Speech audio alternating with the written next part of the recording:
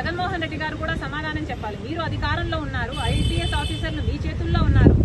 మరి అలాంటప్పుడు మీకు తెలియకుండానే మీ ఆఫీసర్లు సజ్జన్ జిందాల్కు సాయం చేయబోయారా? సజ్జన్ జిందాల్కు మీకు ఉన్న సాన్నిహిత్యం సంబంధం గురించి సజ్జన్ జిందాల్ గారే చెప్తున్నారు. మరి మీ ఫ్రెండ్ను కాపాడడానికి మీరు ఇంతగా దిగజారిపోతారు అని నేనైతే ఊహించలేదు.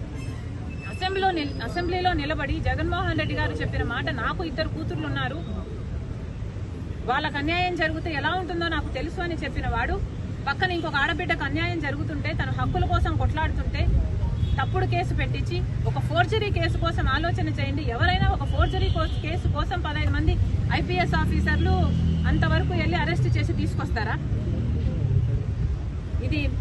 దీని మీద ఎంక్వైరీ జరగాలి. జగన్మోహన్ రెడ్డి గారు కూడా సమాధానం చెప్పాలి. మేడం, ఒక విషయం మేడం,